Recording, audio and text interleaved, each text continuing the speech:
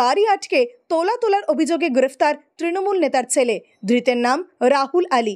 রাজগঞ্জ ব্লকের আইএনটিটিইউসির ব্লক সভাপতি সালেমান মোহাম্মদের ছেলে ধৃত রাহুল আলী। আজ ধৃতকে জেলা আদালতে তোলা হয়। ধৃতকে নিজেদের হেফাজতে চেয়ে আদালতে আবেদন করেছে রাজগঞ্জ থানার পুলিশ। পুলিশ সূত্রে খবর, গতকাল গভীর রাত্রে রাজগঞ্জে জাতীয় সড়কে টোল গেটের পাশে একটি শুকর বোঝাই ট্রাক আটকে তোলা চায় এই রাহুল আলী। শুকরের গাড়ির চালক জানিয়েছেন তার সমস্ত কাগজ বৈধ রয়েছে, সেই কারণে সে কোনো তোলা বা টাকা দেবে না। এরপরেই তৃণমূল নেতার ছেলের দাদাগিরি শুরু হয়। খবর যায় রাজগঞ্জ থানার পুলিশের কাছে। ঘটনাস্থলে এসে রাহুল আলীকে গ্রেফতার করে পুলিশ। আজ ধৃত তৃণমূল নেতার ছেলে রাহুল আলীকে জলপাইগুড়ি জেলা আদালতে তুলে নিজেদের হেফাজতে চেয়ে আবেদন করে রাজগঞ্জ থানার পুলিশ। এই এলাকায় দীর্ঘদিন থেকে তোলাবাজির অভিযোগ উঠেছিল, কিন্তু এতদিন পুলিশ কাউকে গ্রেফতার করতে পারেনি। অবশেষে প্রভাবশালী তৃণমূল নেতার ছেলে গ্রেফতার হওয়ায় জেলা জুড়ে ব্যাপক চাঞ্চল্য ছড়িয়েছে।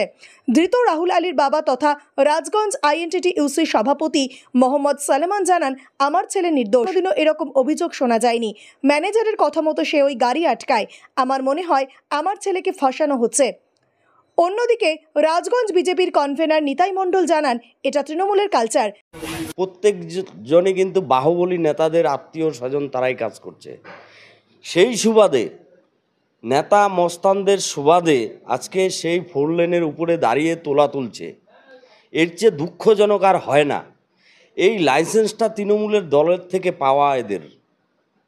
সারা ব্লকে কিন্তু তোলার কাজ চলছে। আজকে তাদের দৌলতে তাদের পরিবারের লোকেরাও যদি তোলা শুরু করে তাহলে মানুষ যাবে কোথায়? এগুলোকে আটক করে, ওরা তো কর্মচারী, ওরা তো আটক করবেই। ম্যানেজার যদি বলে থাকে তাহলে তো আটক করবে। সেইটা আটক করছে। আটক করার পরে কিছুক্ষণ পরেই পুলিশ আসে, ছেলেকে নিয়ে যায়। গাড়িকে একটা এসে বলে আমি কমপ্লেনটা কি? কমপ্লেন করছে ড্রাইভার প্লাস গাড়ির মালিক।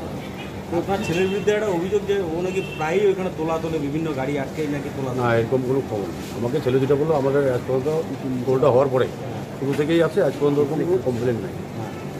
কিন্তু এটা কী কারণে হলো সেটা আমরা কাউকে বুঝতে পারলাম না। সবার গাড়ি আটক করছে, সেটা হাইওয়ে চ্যানেলের গাড়ি। আচ্ছা, বলছিলাম কোনো রিপোর্টারকেও পেটানো হয়েছে শুনলাম। কোথায়? ওখানে গন্ডগোল হয়েছিল কালকে রাতে?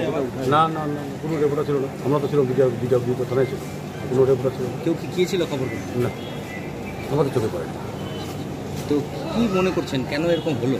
এটা দেখুন, এটা ম্যানেজমেন্ট হয়তো তার হয়তো কোনো ছিল তাদের সাথে, যারা সিন্ডিকেট, ওদের একটা সিন্ডিকেট থাকে তো গাড়িগুলো পার করার জন্য। অন্য স্টেট থেকে অন্য স্টেটে যখন আসে তাদের একটা সিন্ডিকেট থাকে, তারা হয়তো এসে পড়াইছে। টোলের তো এখানে কোনো ভূমিকা নেই, টোল তো জাস্ট গাড়ির থেকে টোল নেবে।